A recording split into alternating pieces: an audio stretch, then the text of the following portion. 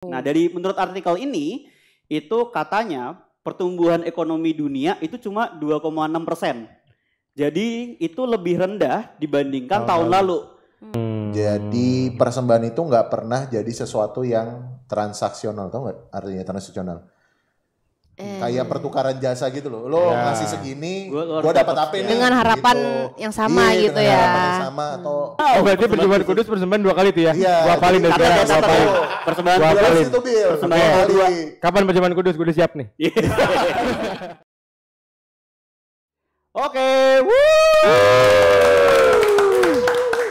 udah masuk ke episode 3 dari WKWK Talks.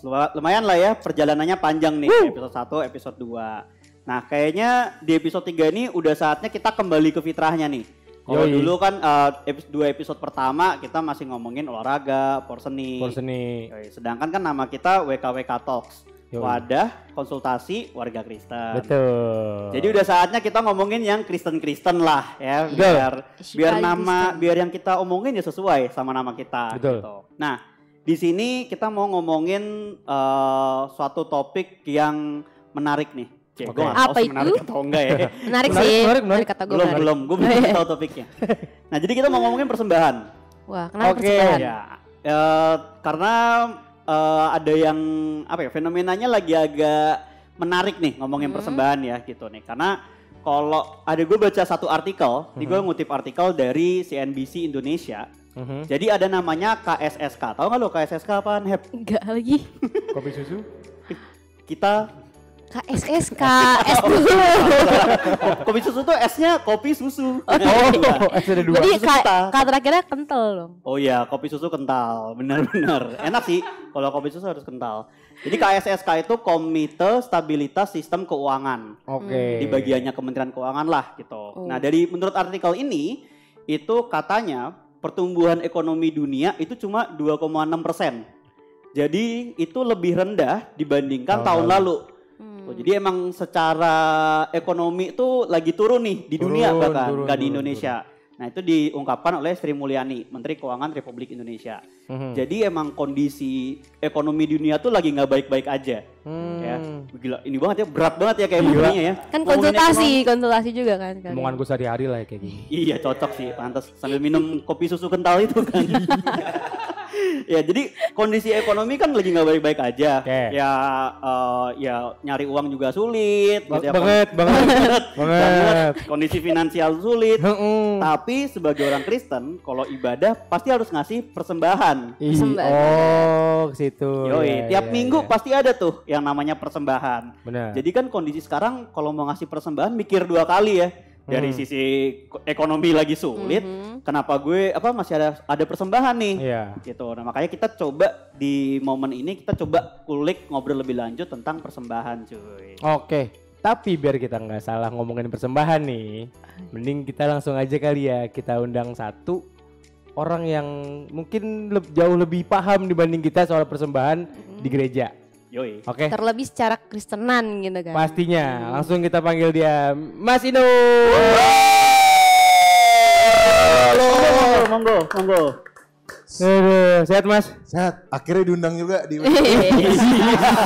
Lu bukan atlet badminton sih, Mas. Kalau atlet badminton kita undang dari dulu. Diko Jadi sibuk banget pertama. katanya Iya, sibuk dulu dia. episode olahraga gue masuk nih salah satu. Belum saatnya. Oke, jadi buat yang belum kenal, apalagi warga Jogja yang belum kenal, parah banget sih. Beliau ini merupakan pendeta dari GKJ Joglo gitu. Betul sekali, betul. Gimana Mas? Apanya? Kabar. Oh.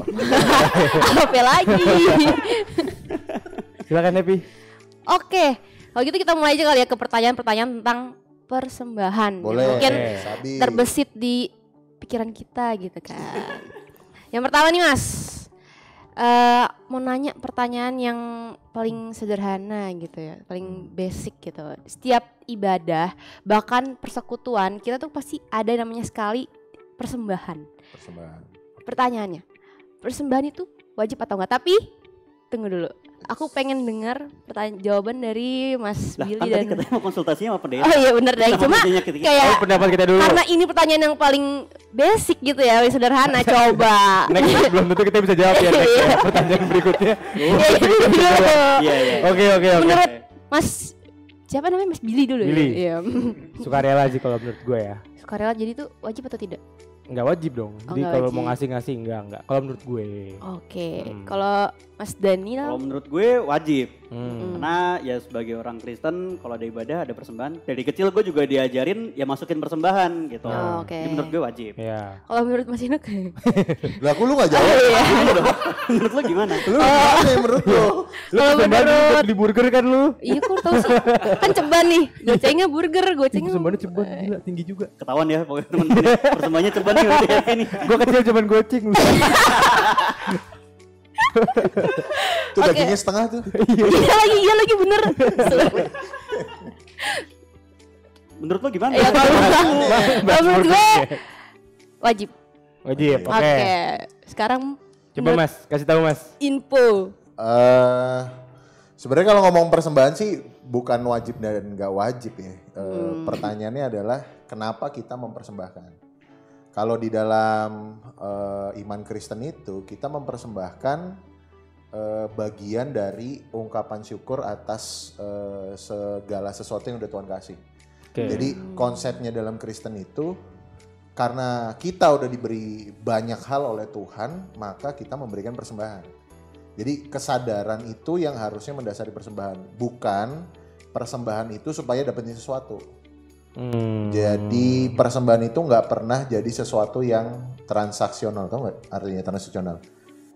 Kayak pertukaran jasa gitu loh. Lo ngasih segini, gue dapat apa ini? Dengan harapan gitu. yang sama gitu dengan ya. Harapan yang sama atau baliknya gitu. Jadi pertanyaan wajib apa enggak tuh balik kepada penghayatan kita soal persembahan apa.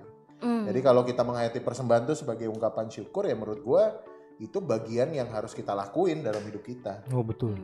Ucapan syukur karena apa yang lo kasih ke Tuhan melalui persembahan itu jauh lebih banyak apa yang Tuhan berikan kepada kita kan. Benar gak sih? Bener gitu. Banget sih itu jawabannya. Benar. Jadi konsepnya bukan wajib atau enggak ya berarti ya, tapi lebih ke tadi ungkapan syukur karena kita udah menerima lebih banyak dari Tuhan ya makanya kita memberikan persembahan. Betul. Oke. Nah, tapi kondisinya gini Mas, kalau misalnya tadi ya udah ada kesadaran pengen ngasih karena merasa sudah diberikan banyak oleh Tuhan, pengen ngasih persembahan nih. Tapi kondisi lagi kepepet nih misalnya, ya kayak tadi lah nyari duitnya susah, misalnya kondisi lagi mepet banget. Dalam mulut nih, di dalam mulut nggak bisa kondisinya keluar. Emergency nih, gini-gini. Udah selipan sini nih.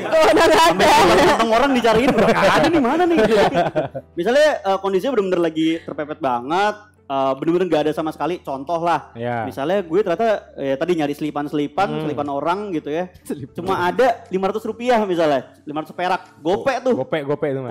Koin, bukan duit kertas tapi duit koin gitu ya. Nah itu sebenarnya pertimbangannya gimana? Apakah kalau persembahan tuh ya udah itu masukin aja seadanya, atau sebenarnya nggak masukin sama sekali itu nggak apa-apa sih Mas gitu? Tuhan Yesus pernah ngajuin sebuah kisah begini guys. Jadi waktu itu ada orang kaya sama janda miskin lagi mau mempersembahkan nih ya di bait Allah. Jadi mungkin gambarannya sama kayak di gereja tuh ada kotak di depan, lalu orang akan masukin persembahan situ gitu ya. Terus Tuhan Yesus akhirnya terakhir bilang bahwa menurut dia yang lebih memberi banyak adalah orang miskin itu, janda miskin itu, karena dia memberi dari kekurangannya, sementara orang kaya memberi dari kelimpahannya. Artinya sebenarnya janda miskin dalam keterbatasannya bisa memberikan yang terbaik dalam porsinya dia. Si janda miskin misalnya yang dia berikan hanyalah katakanlah 500 ya tadi contohnya ya. 500, sementara orang kaya dia memberikan 1000. Tetapi 500 di janda miskin itu adalah yang terbaik yang bisa diberikan. Sementara orang kaya itu 1000, mungkin itu hanya sisa-sisa dari harta yang dia punya.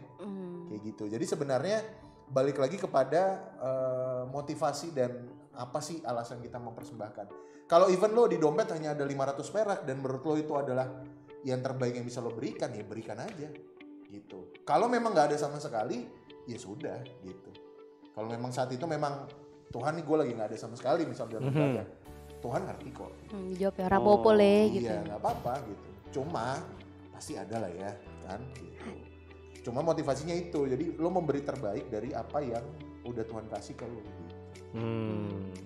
gitu guys, kira-kira. Bisa nggak Mas, ada case misalnya kayak udah kayak tadi tuh, biasanya kan sebenarnya kalau nggak ada sama sekali ya lihat dengan kondisi, Tuhan pasti mengerti lah terkait dengan itu. Kalau misalnya sikapnya gimana Mas? Misalnya gue bener-bener nggak ada yang bisa gue kasih nih, mending kalau ada kantong, biasanya kan kantong persembahan kan dioper-oper nih, ya kan? Udah situ nih, nah ada nih. Kalau sikap nih gitu, gue udah nerima nih di samping gue nggak bawa nih. Mending langsung gua oper atau pura-pura apa pas gini kayak atau pas ngasih kayak enggak ngomong enggak dulu gini ya sana aja sana dah bari sana atau udah nih udah gitu ya belakang sikapnya kayak gimana gitu menurut gue jadi apa adanya aja di depan Tuhan gitu. Kalau lo misalnya nggak masukin ya, terus lo masukin tangan lo, jadi sebenarnya lo lebih takut pada penghakiman manusia daripada kan tanggung jawab lo sama Tuhan. Iya sih, kan? takut dijudge doang kan. Takut dijudge lagi, nggak masukin persembahan gitu kan. Terus dijulitin sampai warung gitu misalnya kan. Iya. Tapi lu kan udah gak ngerasain Mas. Ya gak sih, kan lu di mimbar mulu tuh. Oh iya sih. Gak pernah gitu ngambil. Disamperin lagi kan. Disamperin lagi. Iya. Privilege tuh gede juga Mas ya. Mau dong gue jadi pendeta. Mau dong. Tukar aja sekali-kali. Nih Mas, sama ini nih kan kalau persembahan tuh misalnya gue udah prepare emang dia ini buat persembahan segini gitu ya. Terus buat satu ibadah. Tapi ternyata di ibadah itu persembahannya 2 kali. Tiba-tiba tuh ya. Sering tuh. Ngerti gak sih lu? Iya, tahu. Jadi kayak persembahan khusus ya, kayak apa gitu ya. Udah nih gue selembar nih gue siapin ya kan persembahan, udah setes. Habis itu bisa khotbah, habis itu ada pujian apa, tahu persembahan lagi. Lah ngapain majelis berdiri lagi ya gitu ya. Buka dompet tuh. Iya. Terus gue nyari temen gitu yang kayak kok pada santai sih. udah bertahun nih. Itu mendingan gue gimana, maksudnya apakah gue masukin satu aja atau kayak gimana Mas menurut lu Mas? Apa bagi 2 gitu kan? Tadi kita selembar doang ya. Iya. Ini gue ngomongin di GKJ Joglo ya buat teman-teman yang nonton kan. Memang kalau kebiasaan di GKJ Joglo kan ada yang dinamakan satu kantong yang reguler ya, yang emang itu biasanya ya mingguan, persembahan mingguan. Tetapi biasanya ada kebutuhan-kebutuhan khusus. Misalnya kita pernah ngadain kantong khusus untuk bantuan bencana, bener kan? Kita pernah ada hal-hal lain lah.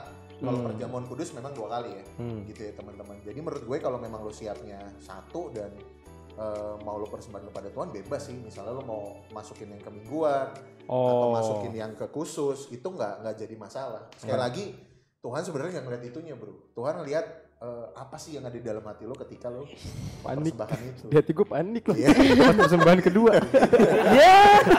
Dari atas tuh. Udah gue tungguin. Udah ada lagi gitu kan ya. Pendeta juga dari atas ngeliatin sih, dari mimbar kan kelihatan nih yang yang lagi bentar gitu. Ada yang gitu ya. Berdiri gitu. Ada yang pura-pura keluar. Toilet dulu dah. Iya, ntar berikutnya dia pasti langsung nyari gue nih persembahan kedua. Tapi gue lebih lihat yang tidur sih Bil. Lanjut ngomongin persembahan. Ngomongin persembahan. Panjang soalnya. Itu pelakunya banyak soalnya. Pelakunya banyak. Kacau. Nah Mas, kalau tadi kan tentang pengambilan keputusan untuk ngasih persembahan ya gitu. Kalau misalnya prosesi persembahannya sendiri Mas gitu. Di Joglo itu kan kayaknya beda-beda nih gitu. Dulu ada yang persembahan itu setelah khotbah gitu. Ada juga yang persembahannya sebelum khotbah nih gitu. Nah itu pertimbangannya gimana sih Mas sebenarnya? Ini kita nyentuh sedikit ya pengetahuan soal liturgi ya. Jadi kalau di liturgi yang dipakai di GKJ Joglo itu terdiri dari 4 bagian guys. Jadi ada bagian pembukaan, pelayanan firman, lalu ada liturgi syukur, itu persembahan, perjamuan juga ada di situ. Yang kedua penutup dan berkat, yang terakhir penutup dan berkat. Nah yang kedua dan ketiga ini bisa diputar tergantung kebutuhan. Biasanya sih pertimbangannya adalah variasi liturgi. Cuma emang kadang-kadang ada bercandaan kalau persembahannya setelah khotbah itu katanya bahaya tuh. Kalau khotbahnya kurang kena, persembahannya dikit. Seadanya. Nah, itu bercandanya begitu tuh. Lalu punchline-nya kurang ya? Iya, jadi kalau punchline-nya kurang gitu kan. Kurang bikin tidur lebih nyenyak gitu Bil, kira-kira gitu kan. Mas, jadi bokap gue ngerti YouTube Mas. Bokap gue ngerti YouTube anjir. Jadi tapi itu sebenarnya bukan itu sih teman-teman, itu hanya soal variasi di dalam liturgi. Oke. Nggak ada yang gimana. Yang jelas pemaknaannya sama. Lo mau di akhir, mau di awal, mau sebelum khotbah, setelah khotbah, ya persembahan tuh ungkapan syukur lo buat Tuhan. Gitu. Oke, tuh jadi sama aja ya guys ya. Soalnya ada nih Mas mungkin yang kayak akhirnya jadiin kalau persembahannya habis khotbah jadinya kayak wah khotbahnya ngena nih bagus, kasih bonus kasih tip gitu kan. Itu bisa jadi persembahannya lebih banyak. Berarti pertimbangannya bukan di situ ya, tapi lebih gitu. Secara liturgi pun juga akhirnya memang itu ada maksudnya lah ya. Gitu. Mantap. Nah, terus balik lagi ke tadi Mas. Kalau misalnya persembahan balik lagi ke case kita nggak bawa duit misalnya ya. Di minggu itu ya itulah persembahan ngerokok kantong gitu kan. Persembahan tuh boleh dirapel atau enggak Mas? Misalnya gue nggak gereja minggu atau misalnya gue nggak gereja deh minggu ini. Aduh gue minggu ini nggak gereja nih gitu. Yaudah tapi minggu depannya gue gereja. Nah gue inget gue minggu lalu nggak gereja persembahannya gue 2 kali lipat nih gitu. Boleh nggak dirapel kayak gitu? Tapi yang lo tanyain itu sempat terjadi waktu COVID loh. Jadi waktu COVID itu ada beberapa warga kita yang nggak bisa pakai transfer. Kan kita selama COVID kan pakai transfer. Nah ada beberapa warga kita itu yang dia ngumpulin persembahan tuh tiap minggu. Terus habis itu dia nelpon majelis, Pak tolong dong persembahan saya diambil. Gitu. Menurut gue ya, bagaimana lo mempersembahkan dan kapan lo mempersembahkan di dalam ajaran Kristen itu bebas banget. Terserah lo mau kayak gimana. Gua lagi-lagi nyorotinnya adalah apa sih yang lo pikirkan? Ungkapan syukur tadi itu ya. Jadi bukan dalam hal ini bukan sesuatu yang wah ini harus banget nih persembahan. Sebenarnya dalam Kristen nggak begitu. Persembahan tuh bagian dari ungkapan syukur lo. Gitu. Jadi mau lo, aduh Tuhan gue lagi nggak bawa nih, dompet gue ketinggalan misalnya. Terus minggu depannya lo merasa bersalah lalu kemudian nambahin sebagai ungkapan syukur lo, ya Tuhan, sorry ya kemarin nggak bawa, iya itu nggak masalah. Tapi kalau udah niatin minggu depan kayak gue nggak mau ibadah nih atau gue nggak ibadah nih, sekarang aja nih gue dari awal. Tapi bener, misalnya gue minggu depan dinas keluar kota nih. Iya benar positif. Banyak gue banyakin dari sekarang gitu. Sama aja berarti. Even misalnya ya, lo lagi nggak ibadah, karena persembahan itu adalah ungkapan syukur lo kepada Tuhan. Dan juga bagaimana lo mempersembahkan kembali kepada Tuhan. Misalnya ketika lo gak perlu ke gereja dan lo bisa membantu teman lo yang lagi kesusahan banget dan dia gak punya uang dan lo kasih gitu ya. Itu menurut gue juga persembahan lo buat Tuhan. Karena lo memberikan cinta kasih lo kepada sesama. Itu berharga juga di mata Tuhan gitu. Jadi lagi-lagi sikap hati kita yang menentukan persembahan itu, like di hadapan Tuhan atau enggak gitu. Dan sekali lagi bukan transaksional ya. Gitu. Dan bukan sesuatu yang kayak pajak yang harus ditagih gitu ya. Enggak juga gitu. Ayam gitu bisa ayam. Boleh. Di beberapa masuk gereja. Tuh ayam di kantong persembahan joglo cuma segini. Masuk tuh ayam diginiin dulu. Palanya doang. Di beberapa gereja ya, teman-teman pendeta di daerah itu memang kondisi warganya. Akhirnya mereka mempersembahkan hasil bumi. Hasil bumi. Unduh juga gitu kan, mengangkat konsep gitu nggak sih? Ini mingguan, persembahan mingguan. Dia ke gereja tiba-tiba bawa pisang gitu, dia taruh depan pintu gereja. Terus dia bawa ayam, dia bawa telur ayam kampung hasil peliharaannya. Itu ada kejadian. Berarti kalau dia petani kelapa sawit itu bau sawit tuh ya Mas? Iya, bau sawit, bau kelapa. Kalau dia pengusaha bauksit dan nikel, bawa tambang. Terus aduh dia lagi. Susah jual. Tambel ban? Iya bener. Bawa bannya apa bawa tambelannya? Ini salah. Bukan, bawa voucher tambel ban. Oh iya. Nah menurut lo sah? Sah. Oke enggak? Bener sih. Voucher tuh masuk ya. Ada orang persembahan masukin voucher gitu. Iya. Bisa gak sih? Voucher Atlantis gitu. Iya. Masih ada gak sih Atlantis? Masih ada yang gancol ke Atlantis. Mending tahu dah Atlantis itu Atlantis apa kalau voucher. Waterboom. Tapi itu sah aja gitu. Karena itu yang terbaik yang bisa diberikan gitu. Oh berarti aman ya? Bisa gitu kan. Voucher MAP banyak tuh gue. Masukin aja. Ayo tuh gue kumpulin lah ntar. Kalau gitu. Nggak gue tolak-tolakin ya kalau ada nawarin voucher gue terima. Voucher Mobile Legends Pi? Oh boleh. Oh jangan. Keren. Udah mau. Semangat banget sih. Semangat banget sih. Oh boleh. Diamond. Iya diamond. Ngasih kode gitu kan yang digosok. Oke Mas, kalau misalnya persembahan, ada namanya persembahan perpuluhan, bener gak sih? Iya. Oh bener. Ya? Iya. Kristen tuh udah pasti happy. Ujung tombaknya tuh happy, Mas. Happy. Y-nya itu Kristen ya kan? Iya. Y-nya iya benar. Iya benar. Y-nya tuh ya bener. Iya bener. Perpuluhan itu wajib tahu nggak? Nah ini beberapa waktu belakangan itu ada beberapa aliran gereja yang sangat menekankan perpuluhan. Kita harus fair ya. Ada beberapa aliran gereja tuh yang kayak lu harus persembahan perpuluhan gitu. Nanti berkat lu akan dibalikin Tuhan berkali-kali lipat. Sebenarnya kalau ngelihat Alkitab ya, cara kerja perpuluhan tuh nggak begitu. Perpuluhan itu adalah sebuah sistem persembahan di Perjanjian Lama yang dikenakan untuk membantu sebenarnya orang-orang pada saat itu. Jadi suku Israel tuh kan ada 12 ya Bil, ingat lah ya. Ingat. Ada 12 suku Israel ya. Ada 12. Ada Heb ya, Iya. 12 suku Israel. Pendirinya nah, itu semua tuh itu yang ke-8 favoritnya Billy tuh. Kita sebutin lah yang ke-8. Iya. Yang ke-8 ya Bil ya. Betul. Nah, jadi singkat cerita 12 suku itu dapat tanah. 11 suku itu dapat tanah. Waktu mereka masuk ke tanah perjanjian. Oke. Lalu yang ke-12 itu suku Lewi. Dia ditugasin oleh Tuhan untuk mengelola ibadah di Bait Allah. Jadi dia nggak dapat tanah.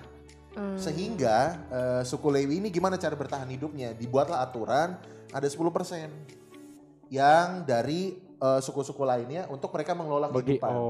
Itu pun orang Lewi wajib mempersembahkan 10% lagi kepada Tuhan.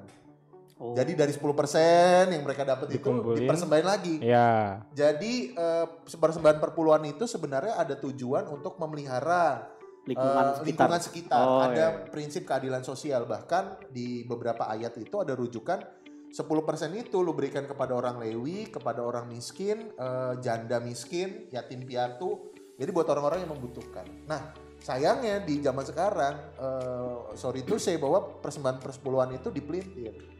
Itu digunakan untuk gereja dan sayangnya lagi beberapa aliran gereja 10% itu masuk ke kantong pendeta.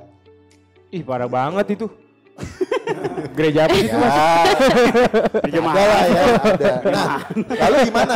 Boleh nggak kita praktekin perpuluhan? Ya menurut gue sah-sah aja. Tetapi yang pertama jangan pandang itu sebagai sebuah kewajiban atau nih lu harus lakuin kalau enggak lu nggak selamat. Enggak. Karena kita udah diselamatkan oleh darah Kristus gitu. Itu yang menyelamatkan kita, bukan lo ngasih perpuluhan apa enggak. Lalu kalau lo mau mempraktekkan perpuluhan itu gimana? Ya lo anggap itu sebagai bagian dari disiplin rohani. Jadi untuk membuat lo disiplin memberikan kepada Tuhan.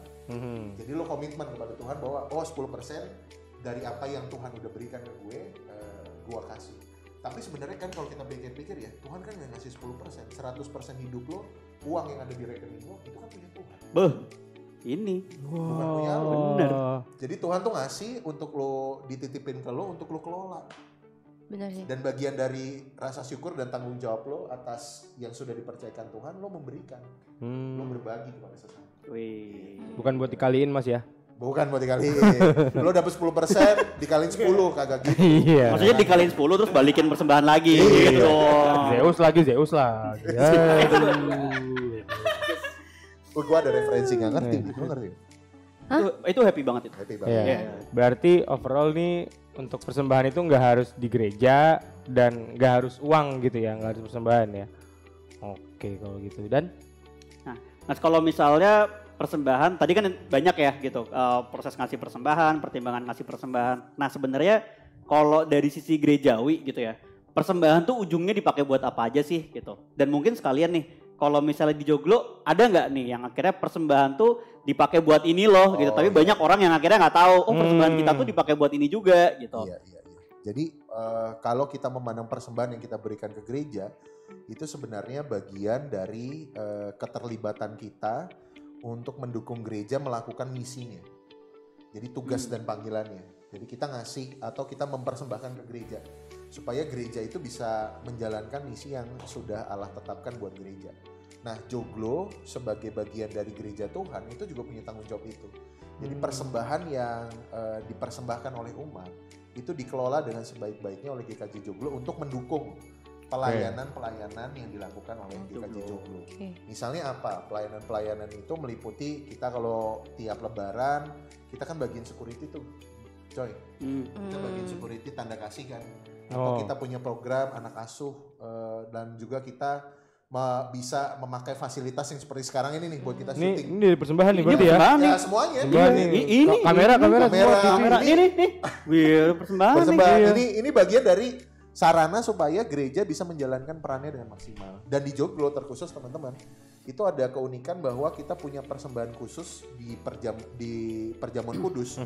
Itu yang full digunakan untuk program Sister Church namanya. Jadi untuk membantu gereja-gereja, saudara-saudara GKJ di tempat lain yang membutuhkan pendampingan. Misalnya soal pendewasaan gereja atau pemanggilan pendeta. Jadi persembahan khusus di Sister Church itu full dialokasikan untuk program pendampingan Sister Church. Jadi membantu gereja lain juga akhirnya untuk berkembang juga gitu ya. Jadi istilahnya ketika lo mempersembahkan nih kan biasanya kalau Perjamuan Kudus ada 2 tuh. Ya kan yang persembahan khusus, yang reguler, yang biasa mingguan. Dia aja nanya persembahan 2 kali. Berarti Perjamuan Kudus persembahan 2 kali tuh ya? Iya. 2 kali nih. Persembahan 2 kali itu Bil. Persembahan 2. Kapan Perjamuan Kudus? Gue udah siap nih. Dari sekarang. Udah siap. Nah, persembahan yang habis Perjamuan Kudus itu digunakan untuk tadi itu Sister Church. Jadi sama sekali tidak digunakan untuk kegiatan yang lain, cuma dititipin ke gereja lalu langsung digunakan untuk Sister Church. Dan ada juga persembahan-persembahan khusus lain nih teman-teman. Misalnya ketika kita bencana, majelis memutuskan yuk kita galang partisipasi warga kepedulian kita untuk bencana alam misalnya gitu. Oke, luar biasa. Tepuk tangan dulu untuk GKJ Joglo. Keren, gila, bangga. Joglo keren. Bangga. Luar biasa. Ya, mungkin itu ya kali ya pertanyaan tentang persembahan. Pasti sebenarnya juga teman-teman yang lain atau mungkin juga ya penonton-penonton juga pasti ini teman-teman yang belakang tuh udah pada nyatet-nyatetin semua tuh pertanyaan-pertanyaan gitu ya tentang persembahan tuh banyak banget yang mungkin belum kita tanyain juga, belum kita diskusiin juga, tapi itu mungkin sedikit dulu lah gitu. Nanti di kesempatan lain kalau misalnya juga dari teman-teman juga masih banyak pengen nanya tentang persembahan atau banyak pengen ada pertanyaan-pertanyaan tentang persembahan nih gitu ya. WA Mas Inuk.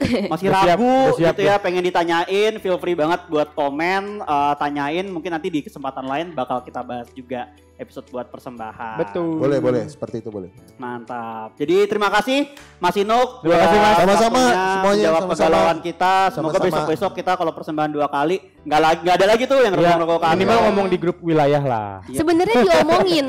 Oh iya. Sebenarnya udah sih Bill. Asal nggak lu archive. Gue tahu. Asal kalau grup wilayah lu baca sih Bill. Ada sih. Tahu gua sebenarnya. Ngetes aja ngetes. Ngasih tahu buat teman-teman semua. Benar. Oke, demikianlah episode 3 kali ini. Jangan lupa follow IG kita di @wkwktalks dan jangan lupa buat subscribe, comment, like, and share video YouTube kita di YouTube Nawala GKJ Joglo. Dan sebenarnya kita tuh punya misi ya Kak. Kok Kak sih? Mas. Ya, Mas. Lu panggilan deket lu ya kalau deket gitu. Enggak ya? dong. Oke. Kita punya misi kan Mas? Punya. Kalau video kita nih belum nyampe 1000 ya, 1000 viewers ya. Iya, 1000 views, 1000 like, 1000 subscribe. Itu kita kayaknya belum bisa lanjut gitu.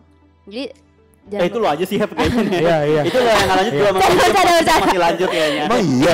Happy doang ya guys. Jadi episode 4 enggak ada happy. Oke. Thank you. Thank you Mas Ino. Sama-sama. Thank you teman-teman semua. Thank you Madun gila. Asik banget. Cakep. Joget-joget kayak di insert ada lagunya gitu. Oh iya. Belum tentu ada. Iya. Itu ada lagunya.